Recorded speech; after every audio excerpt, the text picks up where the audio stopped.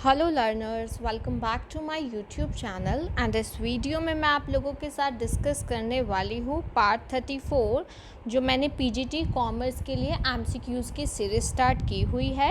इससे पहले part 1 two part 33 की जो वीडियोस हैं उनके प्लेलिस्ट का लिंक डिस्क्रिप्शन बॉक्स में प्रोवाइड किया गया है, आप वहाँ पर क्लिक करके देख सकते हो। ओके, तो हम स्टार्ट करते हैं। और येस, पीजीटी कॉमर्स के लिए जो टॉपिक्स हैं आप लोगों के वेरी इंपॉर्टेंट, उनके डिटेल्ड एक्सप्लेनेशन भी मैंने स्टार्ट कर दी है।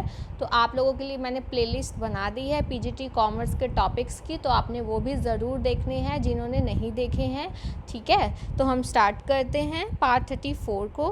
फर्स्ट क्वेश्चन है, if two commodities are complementary then a rise in the price of one commodity will induce.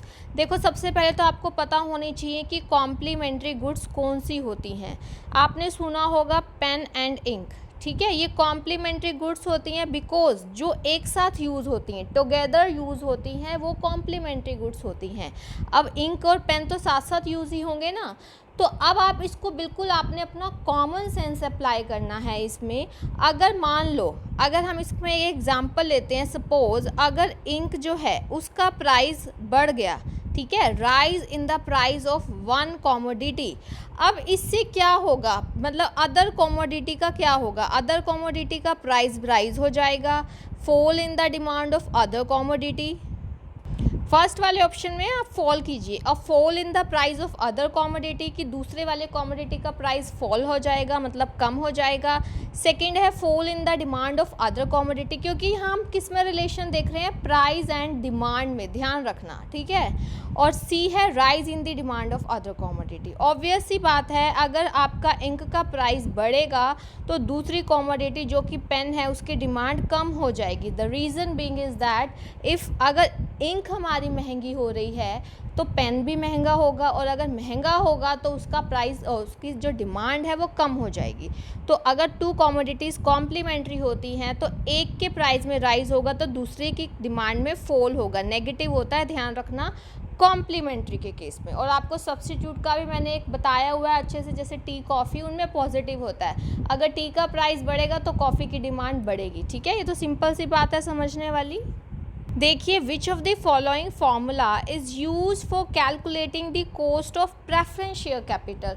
Preference share capital की कॉस्ट निकालनी हो तो क्या फॉर्मूला यूज़ होता है। देखिए, आप सबसे पहले आपको पता है प्रेफरेंस शेयर कैपिटल पे हमें प्रेफरेंस डिविडेंड पे करना पड़ता है। ठीक है, डिवाइड हो जाएगा कि हमें नेट प्रोसीड्स कितने मिले प्रेफरेंस शेयर से, यानी कि जो अमाउंट मिला अगर फ्लोटेशन कॉस्ट वगैरह ये वो माइनस करके, तो नेट प्रोसीड्स नीचे आती हैं, इनटू में 100।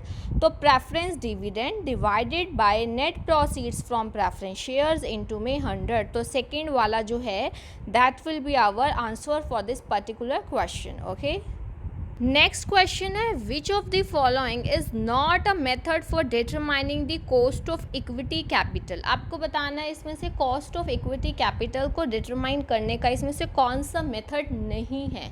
तो सबसे पहले आपको डिफरेंट मेथड्स के नेम पता होने चाहिए। तो इस टाइप के क्वेश्चन आपसे पूछे जाते हैं, यहाँ तक कि आपको अलग अलग जो आपकी टर्म्स होती हैं, अलग अलग फॉर्मूलाज होते हैं, किसी चीज़ को निकालने के क्या क्या मेथड्स हैं उनके नेम भी पता होने चाहिए। ठीक है, तो किसी भी टाइप से क्वेश्चन आए बस आप लोगों का कॉन्सेप्ट क्लियर होना चाहिए। तो देखिए, अर्निंग यील्ड मेथड, तो ये तो एक मेथड होता है। Operating income yield method, no, ऐसा कोई भी मेथड नहीं होता है हमारा कॉस्ट ऑफ इक्विटी कैपिटल निकालने का। और हमसे क्वेश्चन में यही पूछा गया है कि कौन सा नहीं है, सो डेफिनेटली हम लोगों का आंसर सेकंड आएगा। आपको बाकी मेथड भी पता होनी चाहिए, जैसे डिविडेंड यील्ड होता है, डिविडेंड यील्ड एंड ग्रोथ, ऐसे ही earning yield and growth method होता है।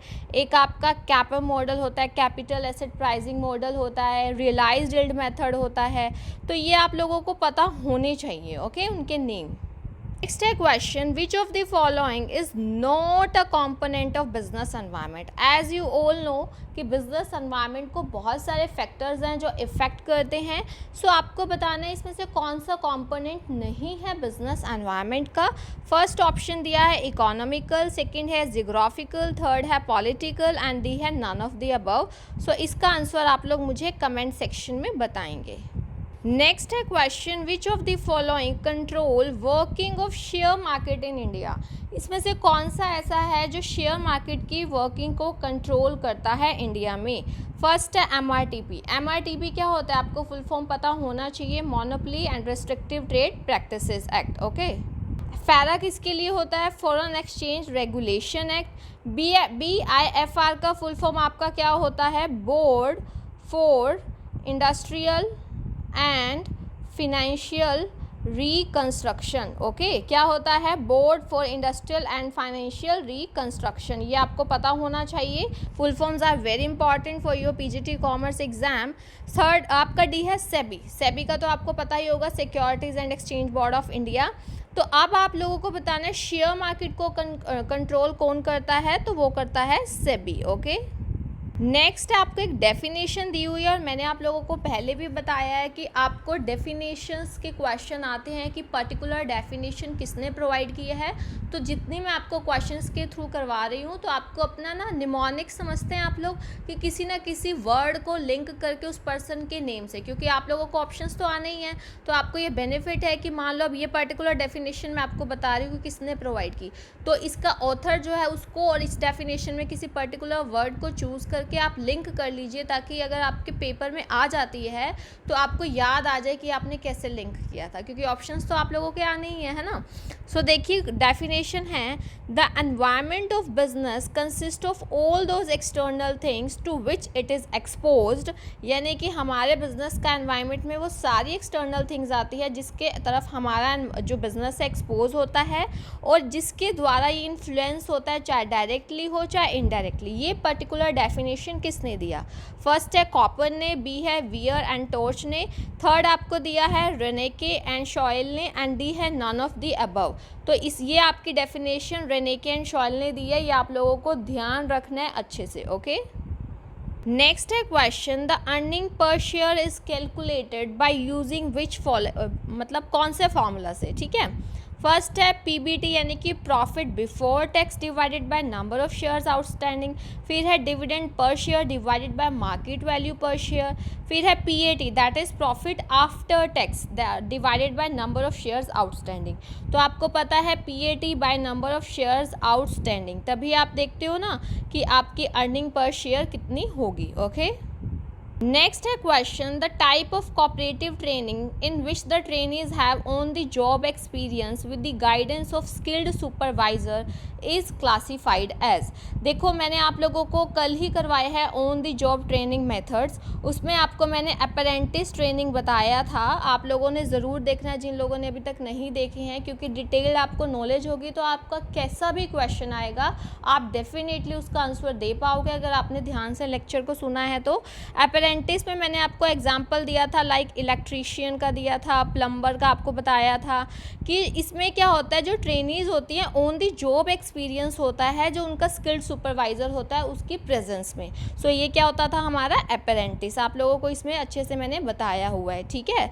तो ये कुछ क्वेश्चन है जो मैंने आप लोगों के साथ डिस्कस किए हैं, और मैंने आप लोगों के लिए PGT कॉमर्स के टॉपिक्स की जो है वो भी प्लेलिस्ट बना दी है, जिसका लिंक डिस्क्रिप्शन बॉक्स में मैंने प्रोवाइड किया है, ठीक है। और आप लोगों को मैंने इंटर्नशिप का भी कल बताया था, अगर आप लोगों को याद हो। इंटर्नशिप में हम लोग क्या करते थे, जो थियोरेटिकल और प्रैक्टिकल एस्पेक्ट है उसको कंबाइन कर देते हैं। आपको मैंने एग्जांपल बताया था, जैसे आपके जो स्टूडेंट CA कर रहे हैं उनको थियोरेटिकल वो अपने टेक्निकल इंस्टीट्यूशन से सीखते हैं, प्रोफेशनल इंस्टीट्यूशन से जहां वो पढ़ रहे हैं, लेकिन उनको बाद में इंटर्नशिप के लिए किसी CA के अंडर काम करना पड़ता है, प्रैक्टिकल एस्पेक्ट को सीखना पड़ता है।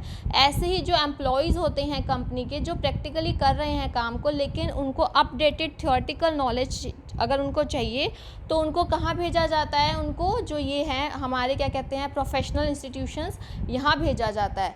तो इंटर्नशिप भी हमारी आपको मैंने बताया था कि ऑन द जॉब ट्रेनिंग होती है एक टाइप की, ठीक है, और ये मैचिंग करती है, बैलेंस लाती है थियोरेटिकल और प्रैक्टिकल नॉलेज में, ठीक है। ये आपको सारे जितने भी on the job training methods हैं वो मैंने आप लोगों को बहुत अच्छे से डिटेल में डिस्कस किए हैं, तो आप लोगों ने वो ज़रूर देखने हैं और टॉपिक्स आपको अच्छे से वाले आने चाहिए, ठीक है। और आप अपने फ्रेंड्स के साथ भी ज़रूर शेयर किया कीजिए, ताकि जो भी लोग प्रिपरेशन कर रहे हैं वो अपनी अच्छे से और भी प्रिपरेशन कर सके फर्दर उनके एग्ज़ाम्स के लिए, ओके। और कोई भी डाउट हो तो आप टेलीग्राम ग्रुप भी ज्वाइन कर सकते हैं और मुझसे कमेंट सेक्शन में भी पूछ सकते हैं, ठीक है। और अगर अभी तक आप लोगों ने इस यूट्यूब चैनल को सब्सक्राइब नहीं किया है देन यू कैन सब्सक्राइब और बेल आइकन को प्रेस कर सकते हो, ताकि आपको मेरे अपकमिंग वीडियोज़ का टाइमली नोटिफिकेशन मिल सके। Thank you so much, keep learning and have a nice day.